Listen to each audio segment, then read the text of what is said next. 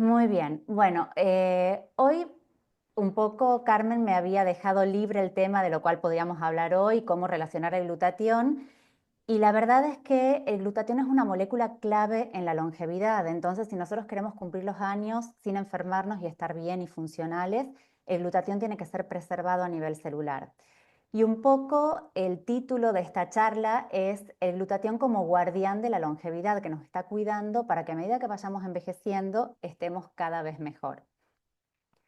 Esto es un poco mi trayectoria, que es lo que decía Carmen. Yo soy médica internista, que se conoce también como médico clínico, y luego me adentré un poco más en el tema de longevidad, genómica, farmacogenética, toxicología ambiental, medicina biológica, que son mis maestrías. Son todas estas disciplinas que yo uno en la consulta a la hora de atender un paciente y de poder evaluarlo, ¿no? Y para hablar de longevidad, lo primero que tenemos que saber es qué es el envejecimiento. Entonces, saber que todos vamos a envejecer, no podemos escapar de eso en este momento, ya que es un decline progresivo de las funciones biológicas y esto nos va a hacer más susceptible a enfermarnos e inclusive a tener mutaciones del ADN. Pero acá es muy importante saber que hay un envejecimiento que se considera normal y un envejecimiento que se considera patológico. Entonces, el envejecimiento normal es cuando a medida que yo voy cumpliendo los años, voy a tener desgaste de mi cuerpo. Entonces, las articulaciones van a tener artrosis a partir de los 50, voy a tener presbicia cerca de los 40, pero hay enfermedades que nunca son normales en el envejecimiento. Por ejemplo, una hipertensión nunca es normal, una diabetes nunca es normal, un Alzheimer, una neurodegeneración nunca es normal. Pero estamos en una era en la cual la medicina y los médicos somos gestores de la enfermedad y no de la salud. Por lo tanto, ver un paciente sano es lo raro, es lo fuera de norma en este momento. Como por ejemplo, si alguien come de manera consciente y come bien, decimos, ¿estás a dieta? Cuando en realidad es lo que deberíamos estar haciendo todos. Entonces, hay como un poco que cambiar, desde mi punto de vista, los paradigmas para volver a entender el envejecimiento como un proceso biológico normal y que las enfermedades en este proceso biológico es lo que está fuera de la norma. Soledad, discúlpame, ¿puedes subir un poquito el volumen? Que hay alguna compi que dice que lo escucha muy A bajito. ver, déjame que yo ya me fijo. Ahí estoy al 100. No sé si se escucha mejor. Yo creo que sí que se oye mejor. Si no me van a sentir ruidito por ahí, me voy a acomodar el micro. Vale, ¿Ahí mejor? yo creo que sí que se oye mejor. Ok. Entonces, nosotros tenemos un camino que este dibujito yo les hago a mis pacientes en las consultas desde que nacemos, a medida que vamos cumpliendo los años y llegamos a ser adultos mayores, tenemos que transitar por este estado de salud permanente, sintiéndonos bien, sintiéndonos plenos, con energía, en la cual el cansancio no es parte de nuestra vida. Pero en algún momento podemos despegar hacia esta otra línea que es una línea de enfermedad. Y acá la pregunta que nosotros nos tenemos que hacer es ¿por qué? Porque si, por ejemplo, llega un paciente y me dice, tengo dolor y yo lo que hago es darle un analgésico y no indagar el porqué de ese dolor, de alguna manera yo lo voy a estar condenando a que él tome o ella tome una medicación de por vida sin poder investigar o pensar las enfermedades de la causa, sino pensando las enfermedades del síntoma. Entonces, en esta rama de la medicina de la longevidad, nosotros siempre tratamos de encontrar la causa como perros sabuesos. Porque una vez que encontramos la causa, podemos ayudar a este paciente a transitar el resto de su vida en salud, que es un poco la idea, ¿no? Entonces, cuando nosotros pensamos por qué nos enfermamos o por qué envejecemos de manera acelerada, hay algunos términos que yo les quiero transmitir que parecen difíciles, pero son más fáciles de lo que uno cree. Uno de estos términos que ustedes van a leer o van a escuchar mucho es el exposoma. Y el exposoma son todas las sustancias a las que nosotros estamos expuestos a lo largo de la vida. Pero fíjense qué importante, nosotros estamos expuestos a estas sustancias desde que estamos adentro de la panza de la mamá, o sea, desde nuestra vida intrauterina. Entonces, en el exposoma nosotros tenemos que considerar cómo ha estado nuestra mamá, porque de eso va a depender nuestros primeros años de vida, y los primeros años de vida, como la etapa del embarazo y también la del adulto mayor, son las etapas en las cuales somos más susceptibles a los tóxicos. Y también contarles que los tóxicos que nosotros pensamos que son solamente externos, no es así, también tenemos tóxicos internos a los cuales nosotros estamos expuestos si nuestro metabolismo o nuestro organismo no está bien. Entonces, recordemos siempre que la etapa crítica para cuidar de la exposición tóxica es primeros años de vida, que es cuando el sistema inmune está inmaduro, y también en la panza de la mamá, que es la vida neonatal. Y acá un poco transmitirles algo que a veces no pensamos, y es que estamos crónicamente intoxicados, todos nosotros, o sea, sin excepción. Fíjense este artículo publicado en la revista Medicina de Buenos Aires de Argentina en el año 2013.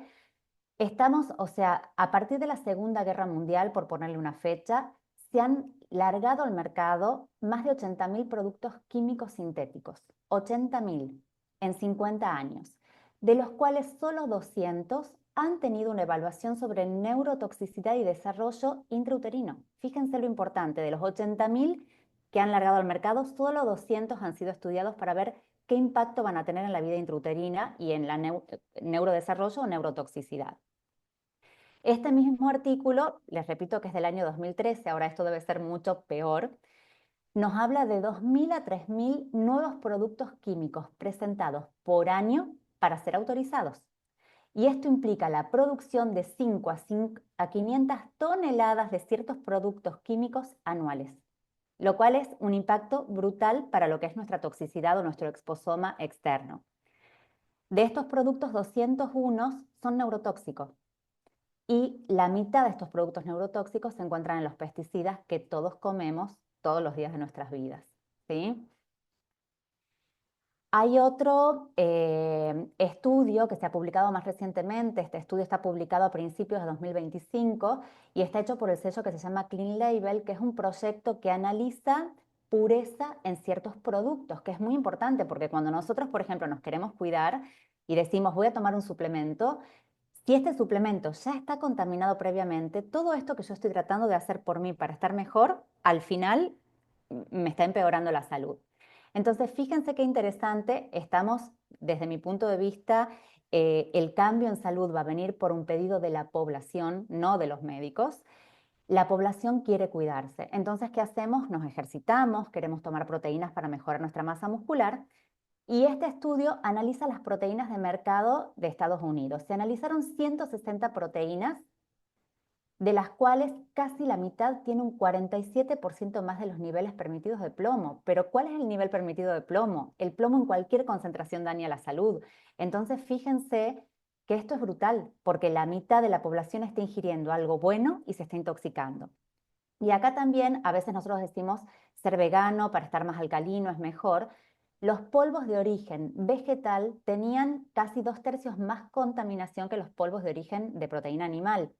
Y los que eran saborizados a chocolate además contenían cadmio. El cadmio es un neurotóxico y es un cancerígeno directo para nuestras células. Entonces, fíjense, cuando nosotros inclusive estamos tratando de hacer algo bueno por nosotros, nos estamos intoxicando muchas veces sin saberlo. Primera recomendación, este sello es súper importante. Si ustedes encuentran un nutracéutico que tenga este sello de Clean Label, sabemos que está chequeado en cuanto a contaminación por metales pesados, pesticidas, etc. Inclusive se evaluó aquí también el bifenol A, que es un cancerígeno y funciona como un senoestrógeno. Esto quiere decir, imita hormonas, se une este bifenol A un receptor mío, funciona como una hormona siendo cancerígeno, desplazando mi hormona natural.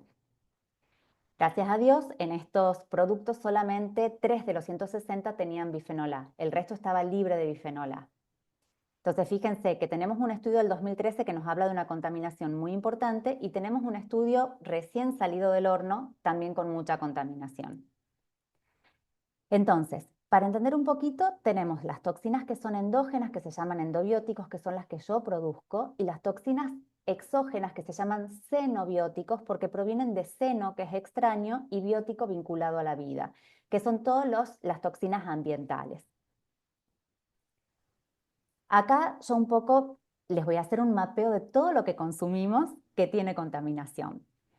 Químicos, los productos de combustión, las micotoxinas que se generan en los cereales cuando están mal almacenados, todos los aditivos nitrogenados o las nitrosaminas que vienen en las carnes curadas, por ejemplo.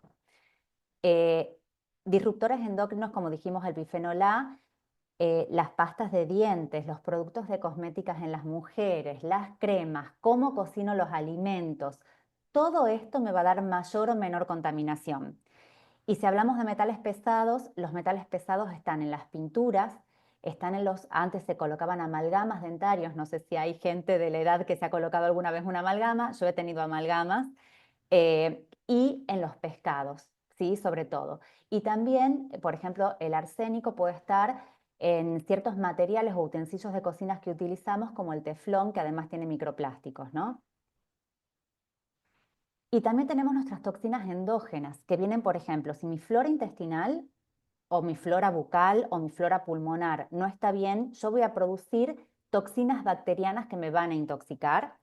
Puedo tener una colonización por hongos o por parásitos que van a generar otro tipo de toxinas que van a sumar esta intoxicación que tengo, los compuestos nitrogenados que salen del metabolismo de las proteínas, y el principal hoy en día que genera intoxicación interna es el estrés con el cortisol. El cortisol es un disruptor metabólico y es un disruptor neuronal, al punto que es la principal causa de muerte neuronal no programada por tu organismo. Cuando yo estoy estresada, las neuronas mueren, ¿sí? Entonces, fíjense qué importante es no solo mirar hacia afuera, sino también poder mirar hacia adentro mío cómo estoy y trabajar sobre algo que también es la gestión emocional. Y otro término que van a leer quizás y que yo se los quiero transmitir hoy es el término de bioacumulación y biomagnificación. Esto un poco significa que los más chiquitines de la cadena alimentaria son los menos contaminados, pero los que estamos al final de la cadena alimentaria, que somos nosotros, somos los que recibimos contaminación de absolutamente todo. Entonces, una medida, por ejemplo, para disminuir la contaminación externa puede ser, en lugar de escoger un pescado grande como es el salmón o el atún, elegir un pescado más chico como la sardina, que va a tener mucho menos contaminación, ¿sí? Lo mismo pasa a nivel de los animales, o tratar de escoger verduras orgánicas, ¿no? En el caso de que se pueda. Luego, si quieren, yo les puedo dar algunos tips de cómo eliminar los pesticidas. Y una de las preguntas que yo me hago es por qué a veces vemos una persona de 50 que parece de 40, o vemos una persona de 50 que parece de 70, ¿sí? ¿Por qué pasa esto? Y la segunda pregunta es ¿cómo quiero llegar? ¿Cómo quiero llegar a esa etapa de la vida? ¿Cómo quiero llegar a los 50, a los 60 y a los 70? Y empezar a tomar medidas activas a partir del hoy y el ahora para prolongar este estado de salud.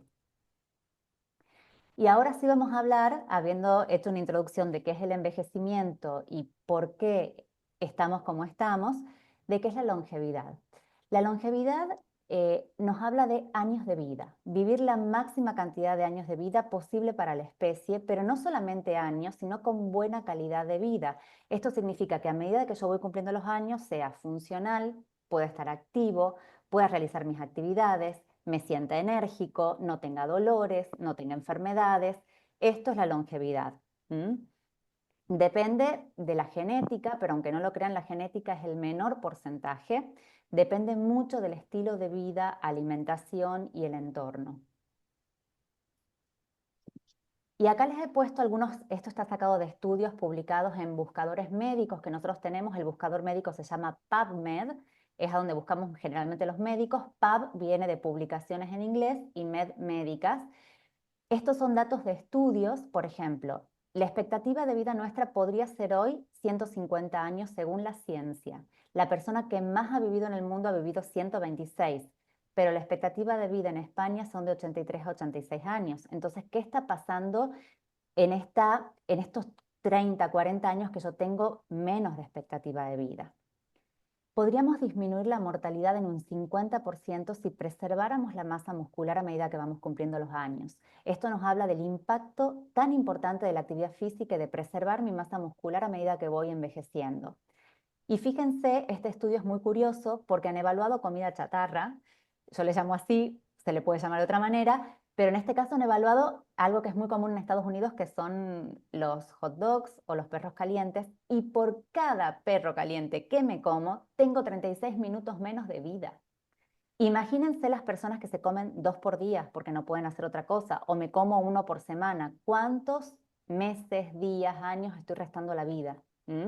Y esto nos habla un poco del impacto que tiene la alimentación sobre nuestra expectativa de vida o nuestra longevidad. Segunda pregunta, si conocemos por qué ocurre, ¿podemos retrasar o revertir el envejecimiento? Hoy en día la respuesta es sí.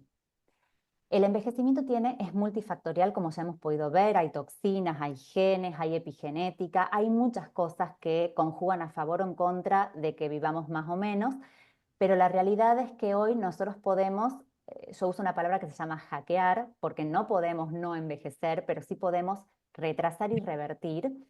Entonces, yo tengo 46 años, no tengo presbicia todavía, cuando la debería haber tenido cerca de los 40 según lo que dice la ciencia. Y esto no es porque quizás mi genética sea ideal, sino es porque yo hago cosas para que esto no suceda todavía.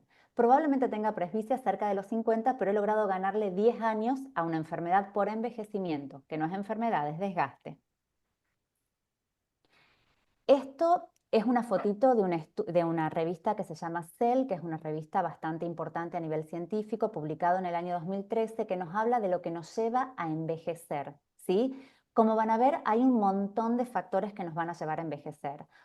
De esto podríamos estar hablando 5, 6, 7 horas, 2 días, 3 días, pero hoy yo voy a hablar solamente de uno de los factores que nos lleva a envejecer y que vamos a poder modificar con esta molécula maravillosa que es el glutatión, que se llama disfunción mitocondrial. La mitocondria es una partecita muy pequeñita que nosotros tenemos adentro de la célula, que es nuestro motor energético. Cuando la mitocondria funciona mal, nuestro cuerpo funciona pésimo y nos vamos a sentir cansados. Entonces, yo muchas veces lo comparo con el motor del coche. ¿Qué pasaría si nosotros a nuestro coche, en lugar de ponerle una gasolina sin plomo, le ponemos un aceite de girasol? ¿Cómo va a andar ese coche, ese motor? Ese motor va a andar fatal, porque no le estamos poniendo el combustible que necesita. Y al andar fatal no va a generar lo que necesita, que es desplazarse o llevarnos a algún sitio. Y acá, cuando nosotros hablamos de disfunción mitocondrial, vamos a tocar una de las teorías más importantes a nivel de envejecimiento, que es la teoría de los radicales libres, que está propuesta desde el año 1956 y hoy en día se sostiene vigente. ¿Por qué? Porque absolutamente todas las enfermedades crónicas y degenerativas y el envejecimiento se asocia con un aumento de estos radicales libres, ¿sí? Y el problema no es solamente que aumenten, sino es cuando yo pierdo el equilibrio, por eso es esta fotito, y los radicales libres son muchos y el poder antioxidante de mi plasma se queda corto para contrarrestar esta agresión. Cuando esto sucede y yo tengo mucho de esto y poquitos antioxidantes, voy a entrar en un estado que se llama estrés oxidativo celular, ¿sí? Que es lo que nos lleva a envejecer y a enfermar de enfermedades crónicas. Para esto yo les voy a contar un poco qué es un radical libre. Nosotros tenemos adentro de nuestras células átomos, que es la estructura más pequeñita, ¿sí? Y los átomos tienen en sus órbitas externas estos circulitos que yo les he puesto acá, que son los electrones. Un radical libre es un átomo que le falta un electrón. Entonces esto lo hace súper inestable, agresivo, y va a estar chocando permanentemente contra otra molécula buscando sacar un electrón o robarle un electrón. Cuando esto sucede, esta molécula se transforma y saco este electrón, se transforma inmediatamente en un radical libre. Entonces es un fenómeno en cadena que es muy difícil de parar para el organismo cuando no tengo los antioxidantes necesarios. Eh, ¿Cuál es el problema? Este radical libre va a chocar contra todo. Entonces, por ejemplo, si choca contra un aminoácido que configura una enzima, la actividad de esa enzima ya no se puede llevar a cabo. Entonces, si nosotros, por ejemplo, estamos por hablar hoy de glutatión y este radical libre choca contra la cisteína, que ahora lo vamos a ver, que es un aminoácido que conforma el glutatión, la molécula ya no se puede formar. Y si choca contra la membrana celular, la va a deformar y la membrana celular, luego van a ver imágenes de células en vivo que les he traído, es una estructura totalmente maleable y flexible porque esto permite el intercambio con el exterior de la célula. Pero cuando el radical libre choca, la vuelve inestable, la mella, ¿sí? Y la membrana celular deja de cumplir su función. Esto es un poco para representarles que es un fenómeno en cascada. Cuando nosotros tenemos un estrés oxidativo alto, es muy difícil de parar, salvo que hagamos algo al respecto. ¿Cuándo y cómo generamos los radicales libres? Los radicales libres se generan absolutamente por todo. Entonces, si yo respiro, genero radicales libres. Si yo como, genero radicales libres. Si hago ejercicio o me estreso, también. Por supuesto que no va a ser la misma cantidad de radicales libres si yo respiro en Madrid o respiro en la punta de una montaña. ¿Por qué? Porque cuanto más contaminación ambiental tengo, más radicales libres voy a generar. La idea un poco de esta imagen es que ustedes sepan que los radicales libres son normales, los tenemos siempre. El tema es que tienen que estar en equilibrio con nuestros antioxidantes internos. Y ahora les voy a hablar un poquito de qué función cumple el glutatión en todo esto que venimos hablando. Para recordar, muchos ya los deben saber y perdón si soy repetitiva, pero quizás algunas personas no lo saben, el glutatión es un tripéptido. ¿Qué quiere decir esto? Es una molécula grandota formada por 3 aminoácidos pequeñitos. Un aminoácido es la glicina, otro se llama cisteína y otro se llama ácido glutámico o glutamato. Se sabe que a medida que vamos cumpliendo los años o envejeciendo, el ácido glutámico no baja, no disminuye, porque se va a generar a través del metabolismo de las proteínas. Entonces yo nunca voy a tener deficiencia de ácido glutámico. La glicina es un aminoácido muy abundante, por ejemplo, si yo me preparo un caldo de huesos, eso es casi todo glicina, entonces me es fácil incorporarlo. El problema acá lo tenemos con la cisteína. La cisteína es un aminoácido que si bien se encuentra en los alimentos, tiene dos problemas fundamentales. El primero es que se destruye con la cocción, entonces si yo me quiero preparar un brócoli que tiene cisteína y lo cocino, se destruye con la cocción. Y el segundo punto es que si no se destruye por la cocción, va a ser de alguna manera destruido por los ácidos del estómago. Entonces, realmente incorporar cisteína bioral para formar glutatión es bastante complejo. El glutatión es el antioxidante intracelular más abundante de mi cuerpo, ¿sí? Por eso se lo conoce como el antioxidante maestro o la molécula de la vida. Y acá es importante que si yo, por ejemplo, tomo glutatión bioral, mi cuerpo lo va a separar en estas 3 moléculas y adentro de la célula por un sistema enzimático las va a volver a formar. Pero si en esta separación mi articulación necesitaba, por ejemplo, glicina, esa glicina no va a ir a formar glutatión, va a ir a la articulación, ¿sí? Entonces, la forma que yo tengo de hacer que mi cuerpo tenga un buen nivel de glutatión es dándole los que llamamos nosotros los precursores, que son estos aminoácidos, fundamentalmente es la cisteína. El glutatión es tan importante, ¿se acuerdan que hablamos de los radicales libres? Cuando yo tengo mucho estrés oxidativo, el daño celular puede ser irreversible. Cuando este daño celular es irreversible, la célula tiene dos caminos biológicamente posibles. O muere de una manera anticipada y yo voy a envejecer o voy a tener enfermedades anticipadas, o muta el ADN y esto lo hace la célula tratando de sobrevivir y tratando de cumplir su mandato biológico. Pero en este tratando de cumplir lo que hace es una mutación que me puede generar, por ejemplo, un cáncer. El glutatión va a rescatar a la célula de ese daño irreversible. En las mitocondrias, el glutatión frena o regula este estrés oxidativo y es fundamental para proteger el núcleo de la célula. No sé si quedó trabado. ¿Me escuchan ustedes? Sí, Sole, se escucha bien, sí, sí. No sé qué pasó con la presentación que no corre. Ah, que no pasa igual, a lo mejor. Dame un segundín, Sí, no te preocupes. que ahí vamos a ver.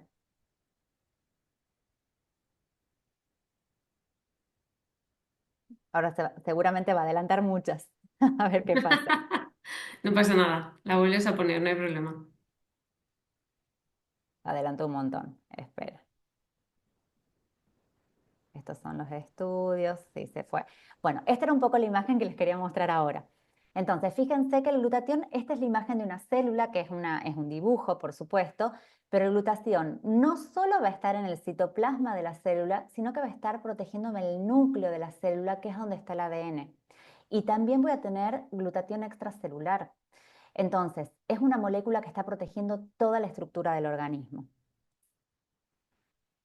¿Qué pasa? A medida que nosotros vamos cumpliendo los años, tenemos mayor sobrecarga por toxinas, menor incorporación de los aminoácidos y menor generación de glutatión. Entonces, fíjense este gráfico que muchos de ustedes lo deben conocer, nos explica que más o menos hasta los 20 años el nivel de glutatión está estable, dependiendo de un montón de factores, no todos van a ser igual. De los 20 a los 40 baja un poquito, pero a partir de los 40 la caída es caída libre, en paracaídas, caigo, ¿sí? Hay más de 4.000 estudios publicados hoy en PubMed sobre glutatión en envejecimiento y todos, absolutamente todos, tantos estudios preclínicos hechos en animales como hechos en humanos nos hablan que cuando cumplimos años y envejecemos, nuestro nivel de glutatión baja. Yo acá les he traído algunos estudios que me han parecido muy interesantes para dar el aval científico a la incorporación de glutatión.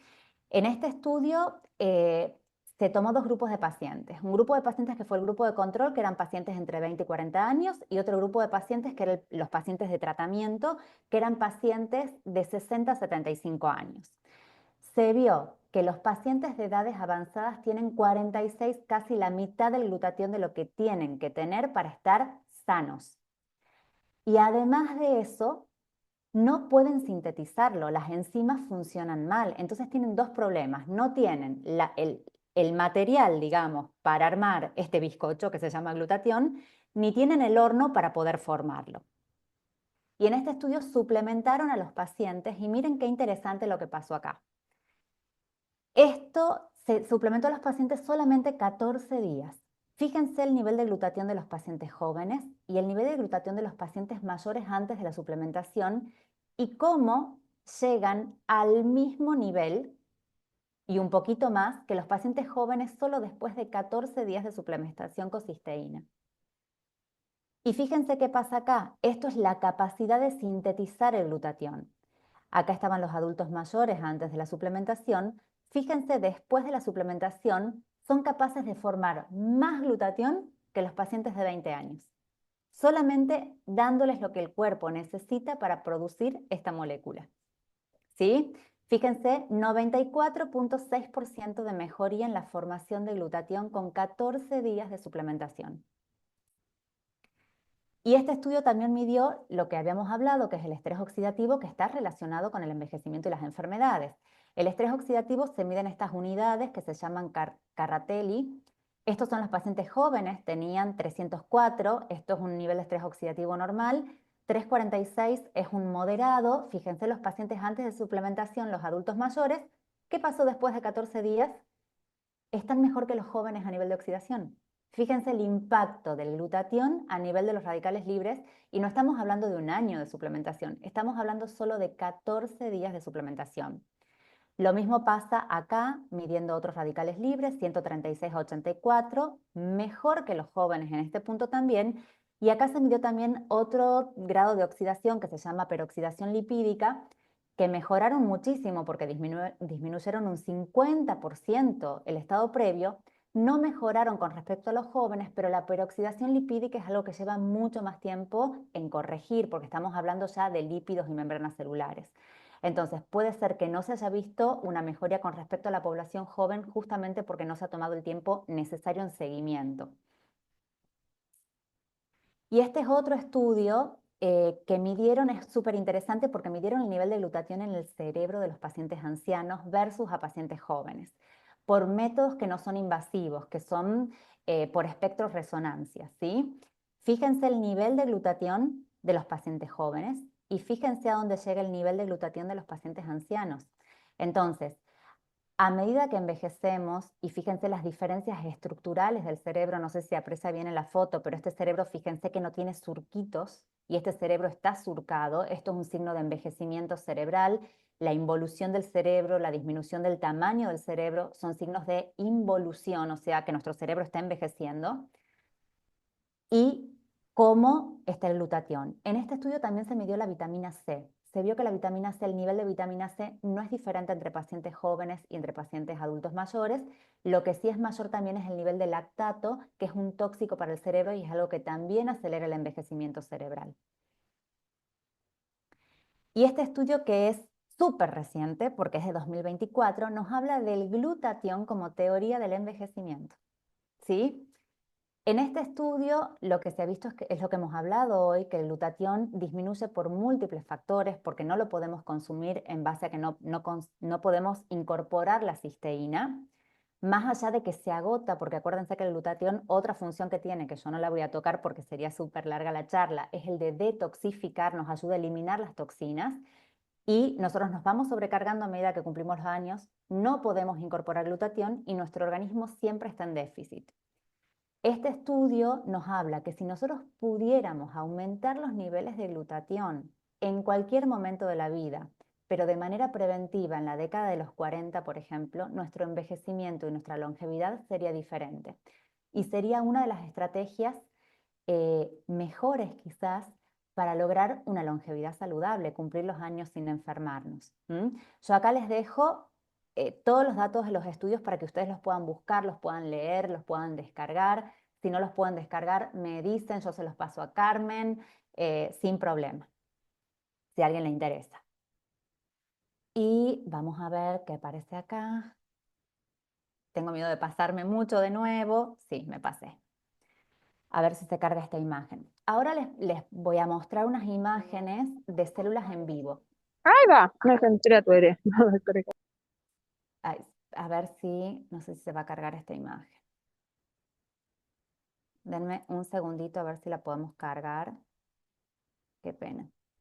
Bueno, les he traído unas imágenes de células en vivo a través de una metodología que se llama microscopía de campo oscuro y de contraste de fase, que son estudios que podemos hacer en el consultorio, ¿sí?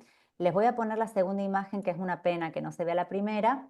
Esto que vemos acá son glóbulos rojos, ¿sí? Los glóbulos rojos, la forma de las células tienen que ser redonditas y perfectas, como estas. Son células que tienen su membrana y su polaridad celular conservada.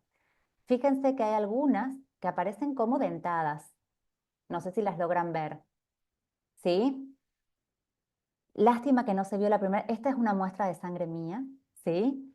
La primera foto, que lamentablemente no la podemos ver, ay, qué pena, me sabe súper mal. Todas las células estaban redonditas y perfectas. Y acá lo que yo hice es comerme un plato de comida chatarra y ver mis células 2 horas después. Y aparece todo esto acá. ¿Esto qué quiere decir? Un plato de comida genera una cantidad de radicales libres que alteran de manera transitoria la membrana de mis glóbulos rojos. Y esto es transitorio porque yo estoy relativamente bien.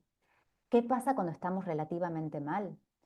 Este cambio puede no ser transitorio y lo que yo les pido acá es, en cierta manera, una concientización a que esto que yo veo en glóbulos rojos está pasando en mi retina, en mi riñón, en mi corazón, en mi cerebro, está pasando en mis tejidos.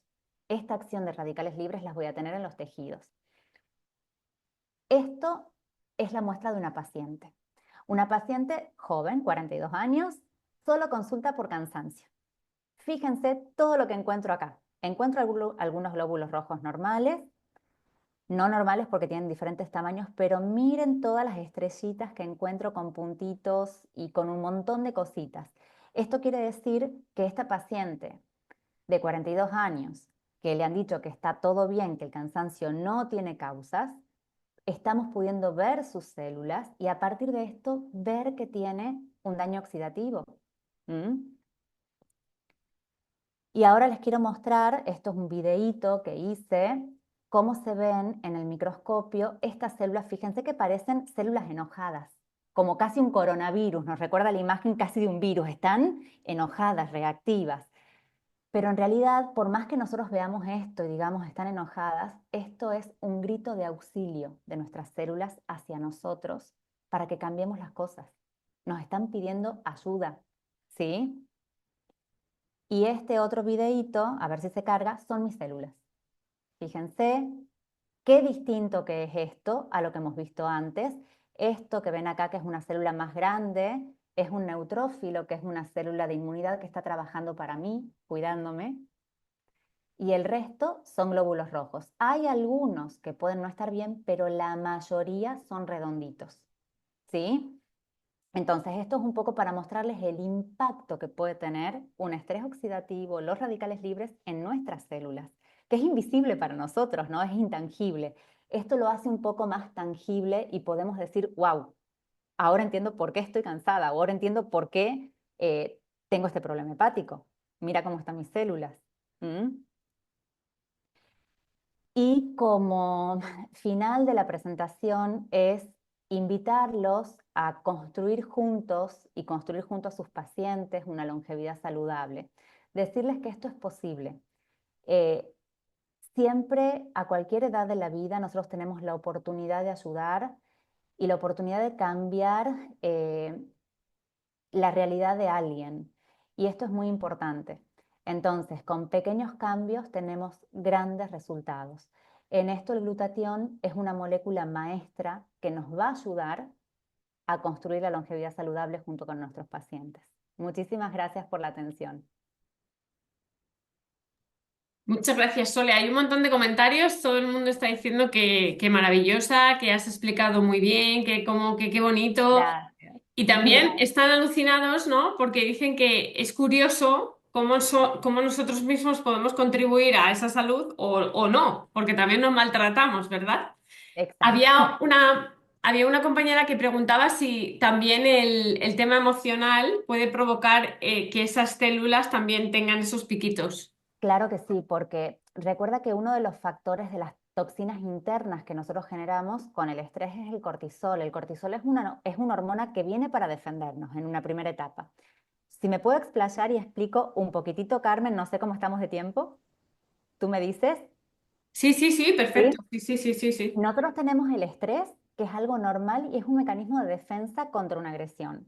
El estrés viene desde hace muchísimo tiempo y significa que nuestro cuerpo se prepara para luchar o para huir. Entonces, en la antigüedad nosotros luchábamos, huíamos de depredadores. El cerebro no entiende si es una situación emocional o es algo que está en tu cabeza o es el tigre que viene a comerte. Entonces, en esta primera etapa, uno genera adrenalina, noradrenalina y cortisol, que son hormonas que me van a permitir luchar, huir y no quedarme paralizada, ¿no? Para que no me come el tigre. Si este estrés no se soluciona, esto significa si yo me quedo rumiando el pensamiento todo el tiempo, me acuesto pensando, no puedo dormir, el estrés empieza en una etapa, en una segunda etapa que se llama disestrés, que ya no es un estrés normal, a donde este aumento sostenido del cortisol va a generar grandes deterioros, entre ellos mayor radicales libres y mayor estrés oxidativo celular. Pero para que se imaginen, el estrés para la neurona es como que está en cortocircuito permanente. La neurona nunca deja de descargar con un cortisol alto, por lo tanto muere en presencia del cortisol alto. ¿Mm? Es una de las causas de muerte neuronal no programada. Fatal. Nos pregunta un compañero, Samuel, dice, oye, ¿se sabía sobre los radicales libres y el estrés oxidativo desde 1956, cuando el doctor Bonus empezó con sus investigaciones? Es la teoría que se ha sostenido más años. Hay equipos, nosotros podemos presumir el nivel de estrés oxidativo de los pacientes a través de la microscopía, como yo les he mostrado hoy, pero hay equipos médicos que miden niveles de radicales libres, como el que hemos visto en el estudio, que también son equipos médicos que yo, por ejemplo, tengo el mismo que han usado en ese estudio, lo tengo en la consulta, y que nos sirve para realmente saber dónde está parado nuestro paciente a nivel de radicales libres de oxígeno en este caso. Sí se sabía. Claro, Lo que pasa es que es poco conocido para nosotros, claro, es lo que te iba creo a yo. decir, que igual para el público en general, pero gracias a vosotros que hacéis esta labor tan importante de divulgación, pues cada vez tenemos también más herramientas, ¿no? Y más Se sabe conocimiento. más. Me pregunta aquí una compañera si puedes aclarar, por favor, la diferencia entre tomar un percusor de glutatión, tomarlo externamente o incluso inyectarlo. Ok.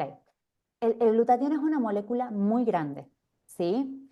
Cuando una molécula grande como una proteína o un tripéptido ingresa al organismo, el organismo lo que hace es cortarlo en trocitos pequeños, hasta que quedan las partecitas más pequeñas que se llaman aminoácidos, ¿sí? Entonces, si tú tomas glutatión como glutatión, estás tomando una molécula grande.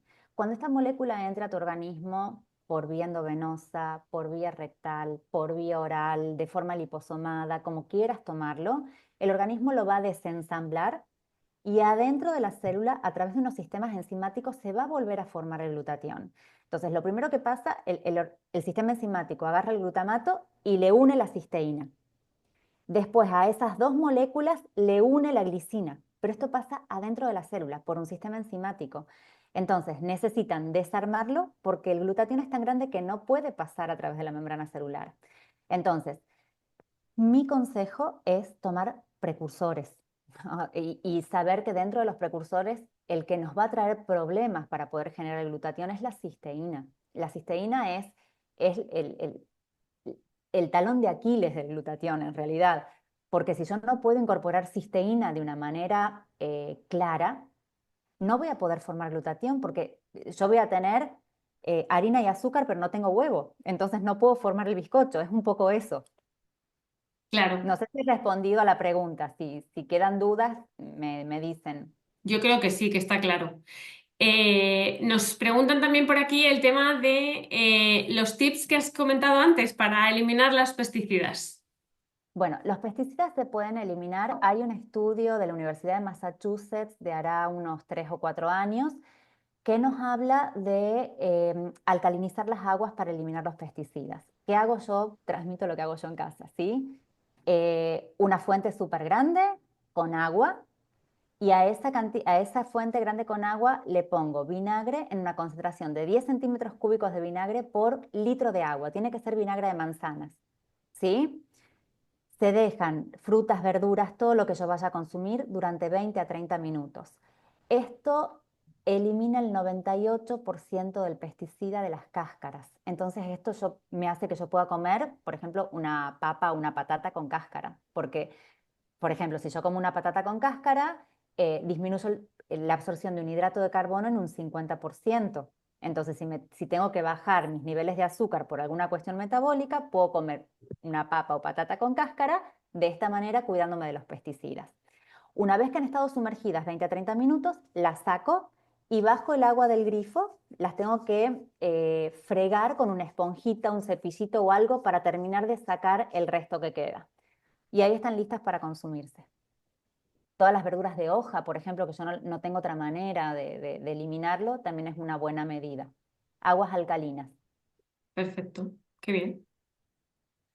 Hay una compi también que ha hecho una pregunta relativa, te la voy a hacer, a los Sí, glóbulos porfa. rojos. Debe haber se quedado ahí. Dice, ¿qué significa que los glóbulos rojos sean muy grandes a nivel salud?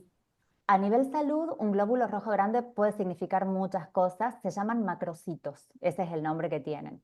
Y en general un glóbulo rojo grande nos está indicando que hay déficit de una vitamina que es la vitamina B12.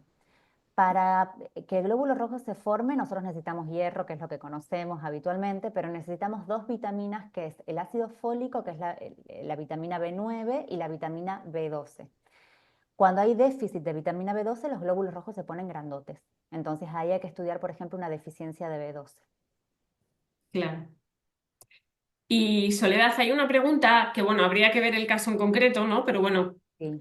hay una compi que dice que su hijo está tomando el inmunocal, entiendo, glutatión, entiendo, que se refiere a Ok. inmunocal, y dice que tiene parálisis cerebral infantil. Dice que Ujú. sí verá resultados. A ver, es muy difícil Claro, eh, sin valorar, sin saber. decir si va a tener resultados. Claro, Lo que sí, a ciencia cierta, yo le puedo decir es que va a mejorar los niveles de glutatión y esto va a contribuir en disminuir la oxidación celular y en mejorar el funcionamiento de células y sistemas. No solo células, sino sistemas. Entonces, por ejemplo, si yo tengo neuronas saludables, la neuroplasticidad es más posible que si yo tengo un estrés oxidativo alto en mi cerebro. ¿Sí? Por supuesto que cada caso es particular y en casos como los que pregunta esta claro, compañera hay que evaluar y probablemente haya que tomar otras medidas, ¿no? claro. Se pueden hacer otras cosas además del glutatión, por supuesto. Claro. Y una pregunta, Sole, y terminamos, chicos. Hay una compi que dice que si se toma glutatión y sale una alergia en la piel, ¿qué se puede hacer? Pues, A ver, decirte que es poco probable que la alergia sea por el glutatión. A ver, acá uno tiene que fijarse en un montón de cosas. Por ejemplo, si yo me compro una vitamina C eh, económica, es más probable que tenga contaminación por metales pesados que si me compro una vitamina C que está certificada, ¿sí? Entonces, acá vamos a tener que aprender a leer etiquetas, aprender a buscar calidad de producto y pureza de producto, pero es como que yo te diga, cada vez que tú comes algo que contiene glicina, que está en todas partes, o cada vez que comes algo que contiene cisteína, tienes alergia. El organismo no hace alergia a lo que necesita para vivir. Sin el glutatión, uno no sobrevive. Uno no puede vivir sin el glutatión. La célula muere sin el glutatión a los pocos minutos. O sea, es imposible tener una alergia al glutatión. Puede ser una alergia a alguno de los excipientes de ese glutatión que estás tomando, si es como glutatión como tal, o de un precursor. Hemos visto el estudio Clean Label, 46% más de plomo, cadmio, bifenol A, otras cosas que contenga ese producto que no te esté cayendo bien o no te esté haciendo bien. Bueno, puede ser también, un compañero ha apuntado ahí, una crisis curativa, ¿no? Que hay personas que También experimentan antes de que les funcione, pues, pero bueno. las Pues crisis nada, curativas chicos, son posibles. chicas, voy a dejar